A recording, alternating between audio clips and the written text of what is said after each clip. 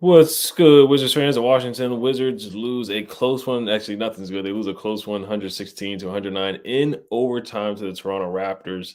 The Wizards turned the ball over way too many times. And what was the reason for this loss? Was it late game execution or turnovers? Let's talk about it. You are Locked On Wizards, your daily Washington Wizards podcast. Part of the Locked On Podcast Network. Your team every day.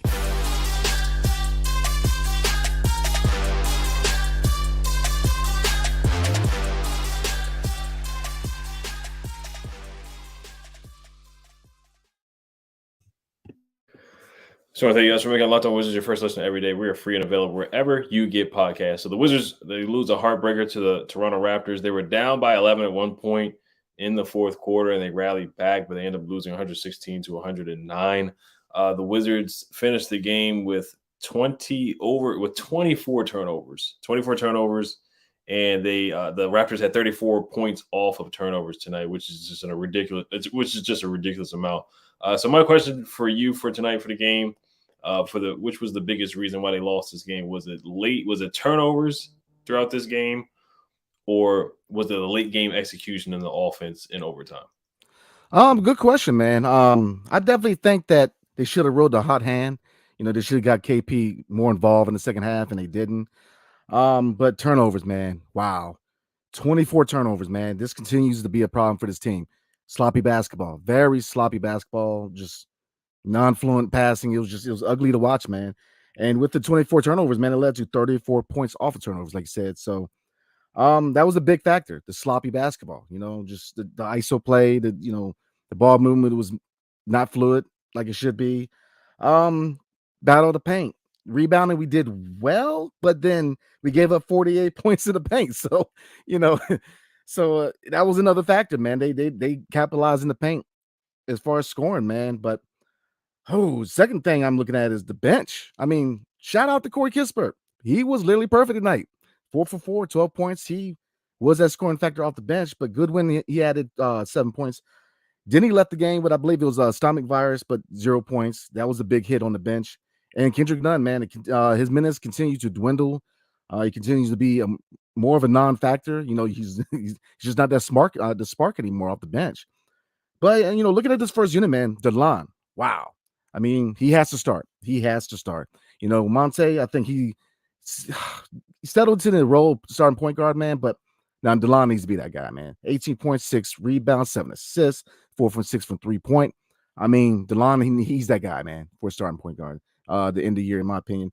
Bill, 21 points, 10 assists, though. He was getting passes, but, him and Q's, man, those turnovers, they've got, especially those two, man, because the defense is going to center on those guys, and they've got to do better with the turnovers, man. It's ugly basketball and inefficient shooting. If you look at Brad, man, 7 for 22 from shooting. He did hit 2 from 3 from 3, but inefficient night. And for once, Kuz wasn't the guy that had the most attempts. I mean, he is 5 for 12. So, Kuz 16.6 rebound. He played well, and he tried to keep us in the game. But KP, wow, again, 22 points, 11 rebounds. So the solid three, they played well, but the same demons come and hit this team, man, which is turnovers, man, sloppy basketball. Transition defense in the first half was an issue. The Raptors, like most teams that play us, they get a lot of these open looks. Van Fleet, he came back tonight and he showed us, he really let the Wizards know where he's at, because look at him, 25 points, but 6 for 11 from 3-point, man. Gary Trent, who didn't even start, came off the bench and contributed 26 points. So their bench, definitely, obviously outscored ours. So, our bench was a letdown, in my opinion. And we've got to deal with these turnovers. If we're serious about being a play-in, playoff team, we've got, because look, these contending teams, look, we're gonna know tomorrow. Milwaukee ain't, they're a beast. They're ready to win it all, man. You commit 24 turnovers against the Bucks, they're gonna light you up like a Roman candle, man. I'm straight up. I mean, you cannot commit 24 turnovers, man. You're gonna get away with it with the Raptors, man. But Milwaukee's gonna smash you. Philadelphia's gonna smash you. I mean, Boston, good God, 24 turnovers, it's got to stop, man. So I think the biggest factor for the loss tonight, bro, was the turnovers. Sloppy basketball, man. 110%. I mean, 24 turnovers, and then the Raptors had how many points on the turnovers? What, 36, something like that. That's just a ridiculous amount of 34 points on turnovers.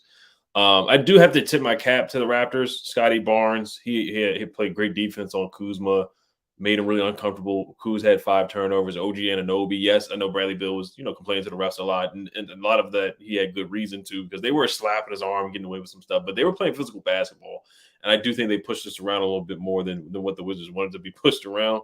And they just didn't play ready to the physicality tonight that the Raptors showcased.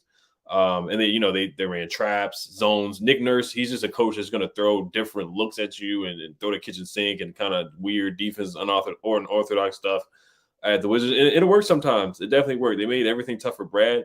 Turnovers was a huge part. Kuz had 5 turnovers. Brad had 5 turnovers. Yes, Brad did have 10 assists. But the late game execution was definitely frustrating as well. We have too many games where Porzingis starts off hot. He scored the first 7 points of the game. Kuz had the first 10 points of the game 2 days ago. Now Porzingis started off hot, but we've seen so many games where Porzingis starts off hot in the first quarter, and we don't give him the ball in the third and fourth quarter. I thought there was too many times where he's literally 3 inches or 4 inches taller than everybody else on the court. He's taller than Pascal, way taller than Polo. He's way taller than Anunoby and Precious Achua. Whatever big man they throw out there, Boucher is taller than that guy. Scotty Barnes, every matchup he had, he's got at least 3 to 4 inches on them. And I thought we didn't give him the ball enough in the clutch time. The overtime really hurt us. The ball was not moving. It was stagnant.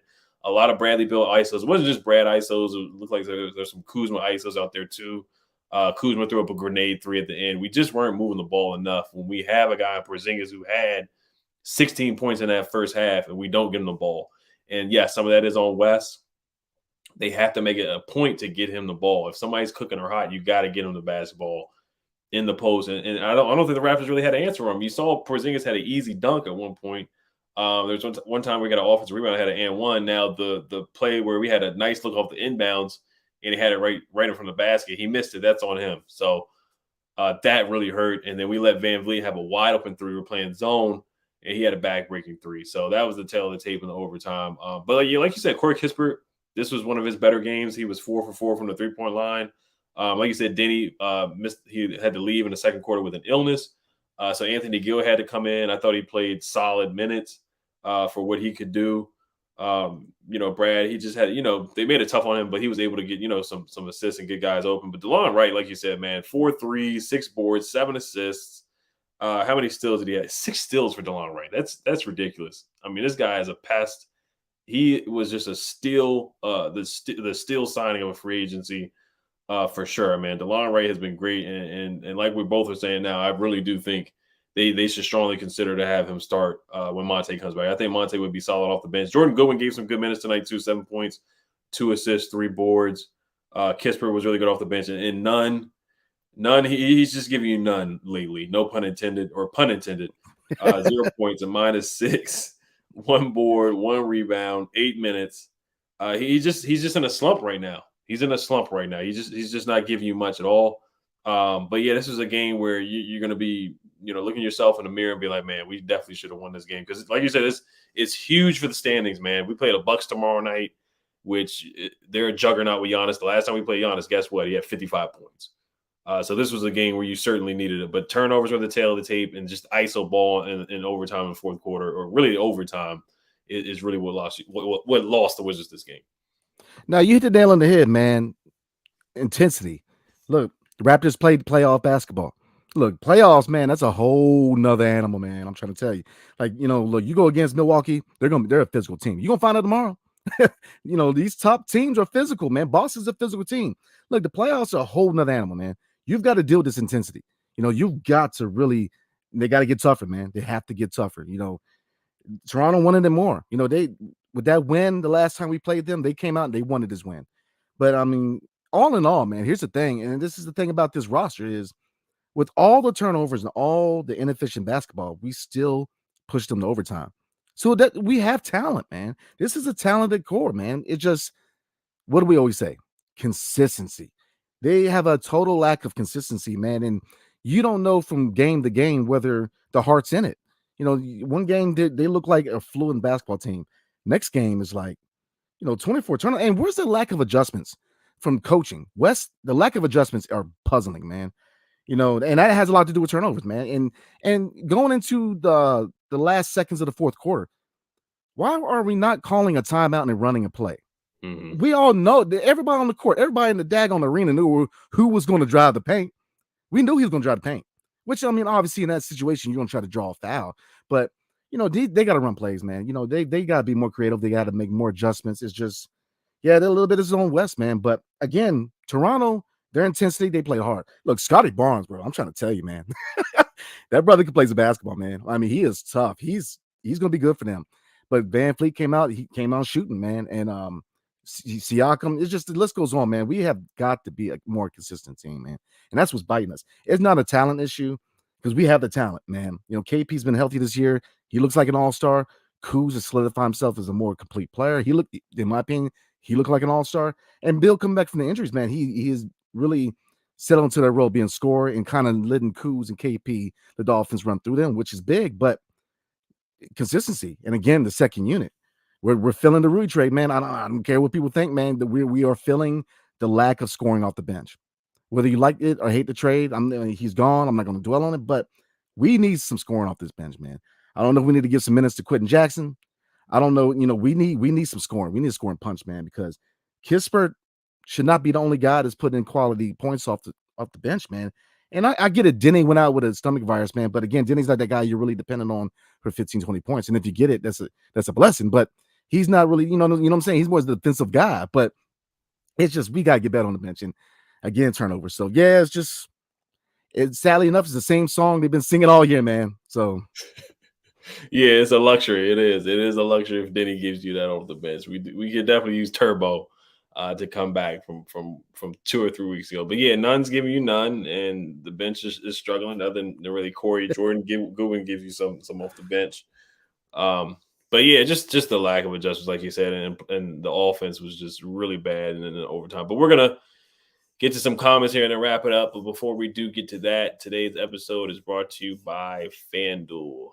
Unfortunately, my parlay did not hit tonight. OG Anunoby decided to do cardio and take the night off. Porzingis did get 20 points. I had Porzingis getting 20-plus points. I had Jakob Poeltl getting 10-plus points, and I had OG Anunoby getting 10-plus points, and he ended up with 6 points. So that's just how my luck goes, to be honest with you. So as the midway point of the NBA season is here, and now is the perfect time to download FanDuel, America's #1 sportsbook, because new customers get a no-sweat first bet up to $1,000. That's bonus bets back if your first bet doesn't win. Just download the FanDuel Sportsbook app. It's safe, secure, and super easy to use. Then you can bet on everything from the money line to point scorers and threes drained.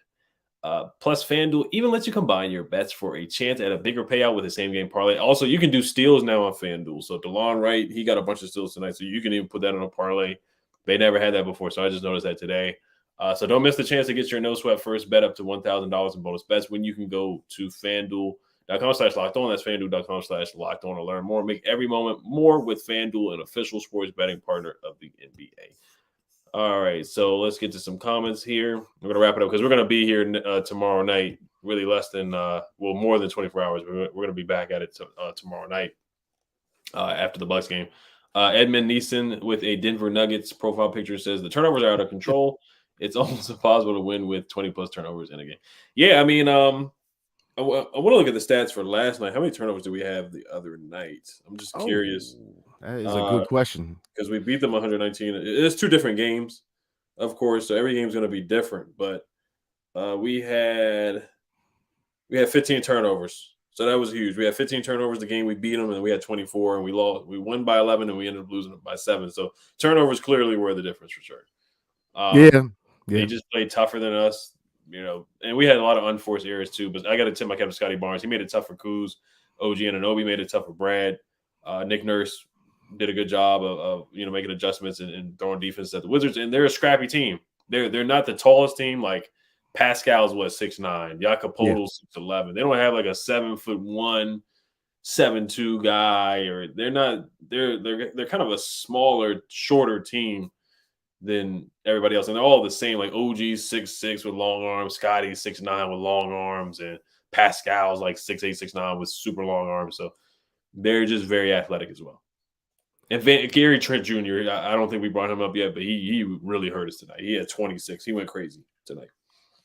Well, he's always been a shooter, man. So Yeah. I mean, that comes down to scouting. You know what I'm saying? I mean, he's a known shooter. You know, that's his main job. But it's just the turnovers, man. Sloppy basketball. That's just we continue to have the same issues. I think the only difference is when we win, the issues aren't as bad.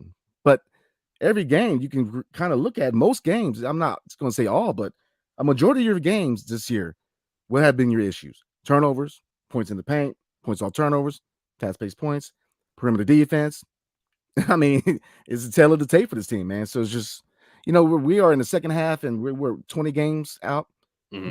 We are what we are, man. So, and Gaffer left the game with an ankle injury. Yeah, and we definitely miss Gaff, man. 9 point. We definitely miss Gaff. So, and Turbo, so. Desan says 23 turnovers. Brad and Kendrick Nunn are playing awful. Nunn was pretty darn bad today. He was. He had one turnover that was just ridiculous. I want to say in the first half. Brad, I wouldn't say he was awful, but the ISO ball just didn't work. I do think Wes, he should let DeLon Wright bring the ball up and let Porzingis post up or get Porzingis in a high post because nobody can really check him. So yeah, Brad didn't play his best in that overtime. But yeah, some of that, Wes just has to make some adjustments there. So Brad, I wouldn't say awful, but Nunn was he had a rough night. Nunn's had a rough last couple of games, to be honest with you. Yeah, absolutely. Let's see, 13 turnovers by the mid-3 tonight. The mid-3. 4 by Nunn, but also 0 points, 3 by DeLon, 2 slot. Yep. I mean, that's the calling card, man. You can call this Wizards ball because we are very inconsistent and we're sloppy, man. Like I said, when we win, man, we have more fluent ball movement, but turnovers has been an issue all year. And like I said, these teams, look, just ask Bucks tomorrow. That's all I'm going to say. These top tier teams, these teams are challenging for championship, man. They will kill you off turnovers, especially Milwaukee. Defense is the name of their game, man. I mean, most of their starting five, their MO is defense. Chris Middleton, 3-and-D guy. Drew Holiday, he's a guard who can guard. So they're going to test us tomorrow, man. We're going to find out where we really are tomorrow. So I think so. Right. But yeah, we'll read one more comment. Brandon, you can pick the comment and we'll probably wrap it up after that. Oh, thank you, sir. Let's see. There's a lot of good ones, man. Let's check it out. Oh. All right, we'll see. Man, that's a mouthful. Coach or Pepper TV. All right. Coaching is terrible and needs to be gone. We actually got players and role players to go deep. It can't happen when the coach doesn't know how to use them. Let's see, man. When it comes to coaching, it's just like the team, man. Inconsistent. There's been times when Wes looked good this year, and there's times when he looked like garbage. It's just he's very inconsistent. Just like the players are indicative of the coaching, and it's just that's what it is. It's a very inconsistent and sloppy basketball team, man. And it's just got the players and role players to go deep. I mean, if 6 seed is deep, yeah, but I don't think we have the personnel right now to really challenge for a championship or Eastern Conference, man. I think we're two moves away, honestly, in off season and in coaching. I don't know. I mean, second year going to the third, I don't know. You kind of got to evaluate his coaching position, man. I know that his name is synonymous with his franchise because his dad, and this ownership, they roll with coaches way too long, man. I mean, Scott Brooks, his expiration date was a little longer, man. So they hold on to guys a little longer. But do I see them holding on to West? Yeah, but do you evaluate head coaching? Yeah, especially if a big name comes up, man. Because the MO is trying to keep this core together. So yeah, we'll see. Yeah, Wes, he's progressed from last year, but yeah, still some of the 20-point losses that we let teams come back. He's done that. He's been on the wrong side of history, the 40-point loss to the Nets, allowing 100 points in the paint to the Nuggets. The Clippers lost last year. So, but he's had some better moments. But yeah, tonight you just see why are you not getting the ball to Porzingis? The whole thing about Porzingis with the Mavericks that he was upset about was that they weren't giving him the ball in the post. And he just sat at the 3-point line tonight when you clearly had the mismatch. And Porzingis was cooking 2 days ago. He had 26 points against the Raptors. So I don't see why they didn't feed him and get him the ball. Bradley Beal took the last shot before the fourth quarter too to go into overtime. He missed that shot. I thought possibly we could have got the ball to Porzingis there as well. I just don't understand why we keep running that same thing. Now, Brad, he was clutching the Timberwolves games in the game, but I think I don't know why West just keeps that same play calling and ISO for Bradley Beal down the stretch every time it's a close game. That's just what Wes Unseld Jr. goes to. And yeah, offensively, the offense was hard to watch. It was hard to watch when they're not moving the ball, and you got a guy like Porzingis who's 7'3", who can post up and can score, who's a unicorn. You just don't even try. It didn't even look like we tried to give him the basketball. It was just ridiculous. Yeah, it was just you got to utilize the strengths of your squad, man. And with that height difference, man, there's not many players in this league who are going to be able to guard KP just because his size, his athleticism, and his ability to put the ball on the court and create his own shot. There's not many guys that are going to be able to stop him, man. You got to utilize that.